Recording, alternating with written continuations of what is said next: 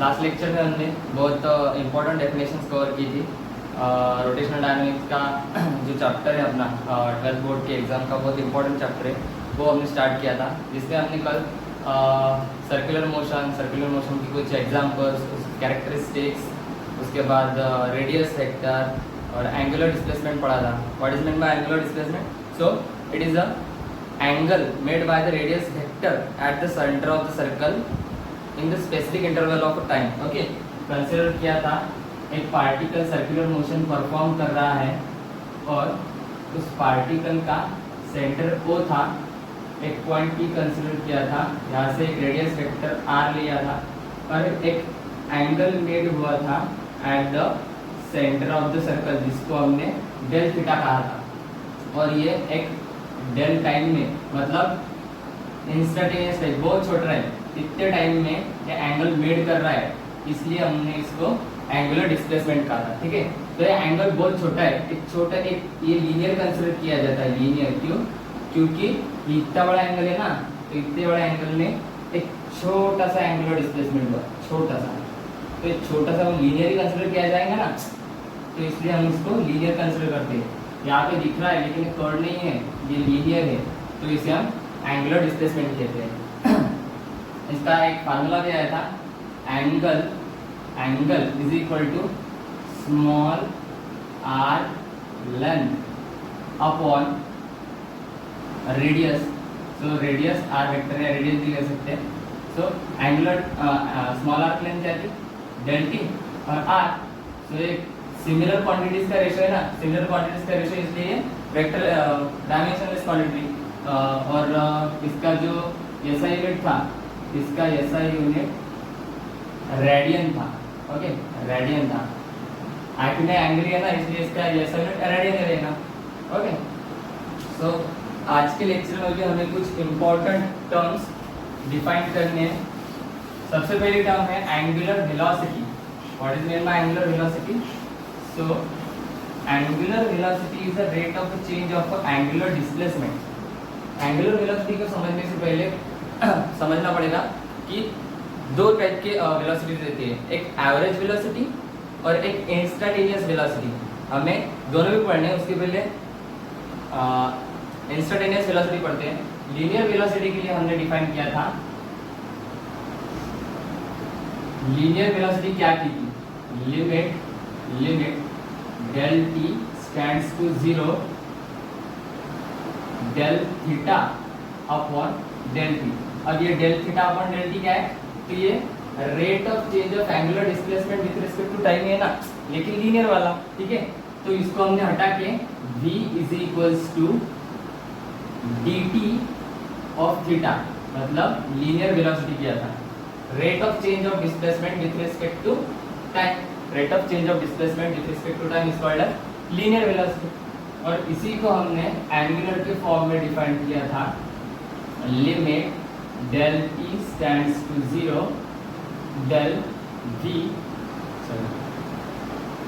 Del theta upon del t. तो इसे भी हम क्या कहते हैं? Angular velocity.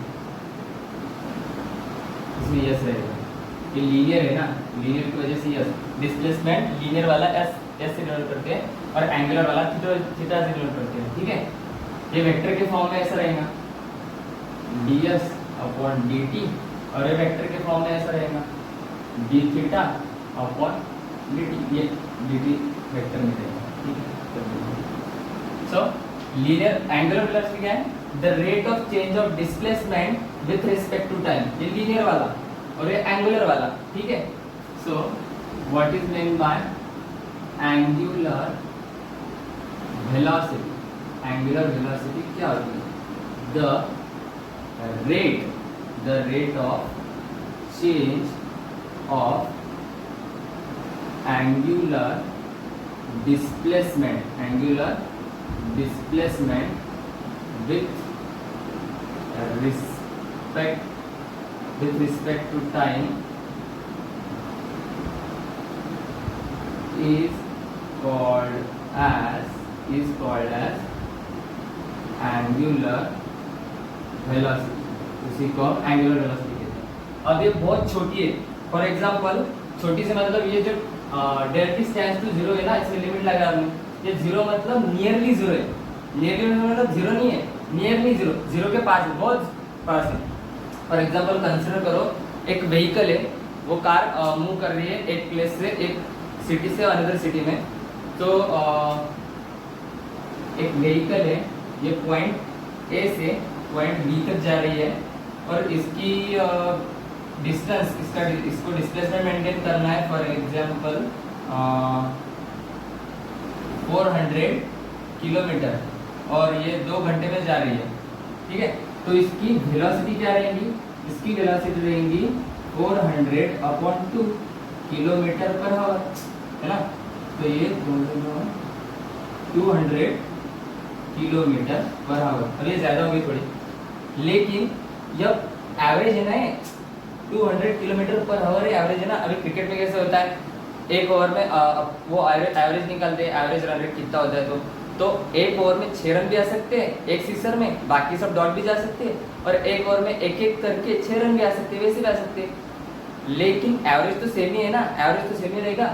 तो ये एवरेज ये है, और हमें वो वाला पॉइंट निकालना है जिसपे वेलोसिटी क्या थी, वो छोटी वाली वेलोसिटी, उसे कहते हैं angular velocity, instantaneous angular velocity. Okay, तो ये थी एंगुलर वेलोसिटी। इसका फार्मूला क्या आया था हमारे पास, omega is equals to d theta upon d t, rate of change of displacement with respect to time. Okay, और इसको वेक्टर फॉर्म में कैसे लिखते हैं, in vector form, d theta upon d t. Okay, इसको उसका ऐसा यूनिट रहेगा रेडियन पर सेकंड, है ना, एंगल अपॉन टाइम रेडियन पर सेकंड, और इसके डायमेंशंस रहेंगे, इसके लिए ज्योमेट्री बॉक्स रहेगा। देखो सेकंड नीचे है, मतलब ये -1 टी के ऊपर, और ये 0 0 m0 l0 t -1, ये बहुत इंपॉर्टेंट है, डायमेंशंस लिखने ही पड़ते हैं, ठीक है। So this is all about the angular velocity. इसके बाद में हमें पढ़ना है एंगुलर एक्सेलरेशन। अभी एंगुलर एक्सेलरेशन क्या होता है, so angular acceleration rate of change of velocity with respect to time is called as angular acceleration. जैसे rate of change of displacement with respect to time था, वो वेलोसिटी था, वैसे rate of change of velocity with respect to time is called as angular acceleration. फिर से समझते हैं क्या होता है। तो हमने यहाँ पर क्या लिखा था, लीनियर एक्सेलरेशन के लिए, a is equal to linear acceleration, limit del t tends to 0, rate of del v upon del t, rate of change of velocity with respect to time.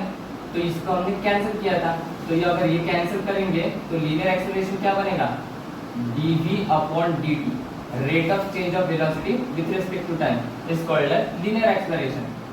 और ये इसको अगर वेक्टर के फॉर्म में लिखना है तो a bar is equals to dv upon dt, ठीक है ना। अभी एंगुलर के लिए, एंगुलर के लिए क्या लगा, alpha, alpha is equals to limit del t tends to 0 omega upon del t।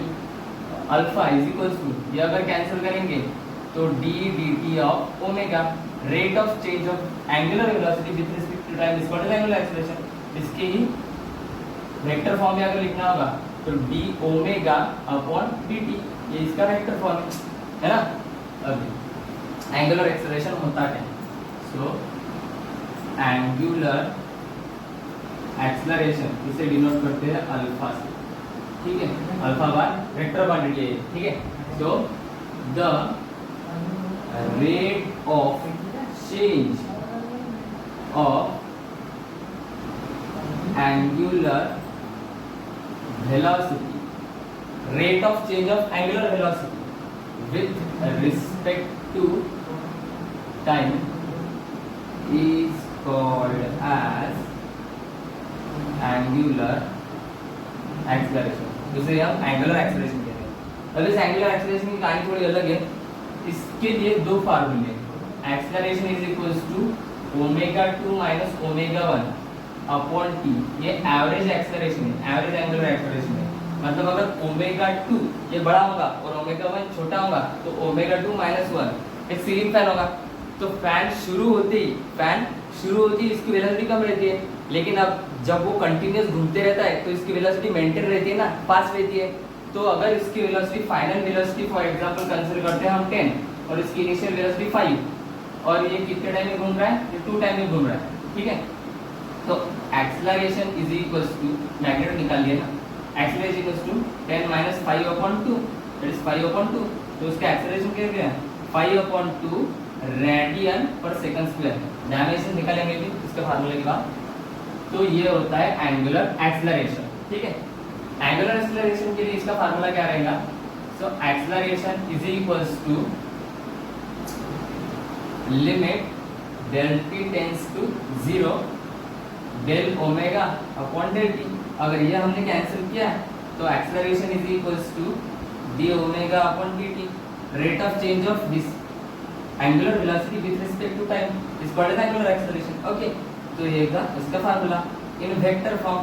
अभी वेक्टर फॉर्म में लिखना तो कैसे लिखेंगे, alpha vector is equals to omega vector upon d t. तो ये होगा वेक्टर के फॉर्म में। इसका ऐसा यूनिट क्या रहेगा, तो ऐसा यूनिट रहेगा रेडियन पर सेकंड स्क्वायर। रेडियन पर सेकंड स्क्वायर मतलब ओमेगा का क्या है रेडियन पर second, second upon second square, ठीक है। और इसके डायमेंशंस रहेंगे एमएलटी बॉक्सेस के लिए एमएलटी, ये -2 ये 0 क्लियर है, ठीक है। अभी इन तीनों की जो डायरेक्शन है, इसकी मैग्नीट्यूड तो हमने निकाल ली, इसके फार्मूले हमने निकाल लिए। अभी इसकी जो डायरेक्शन है वो direction right hand thumb rule से डिफाइन करते हैं। राइट हैंड थंब रूल क्या होता है अभी देखेंगे, कंसीडर करते हैं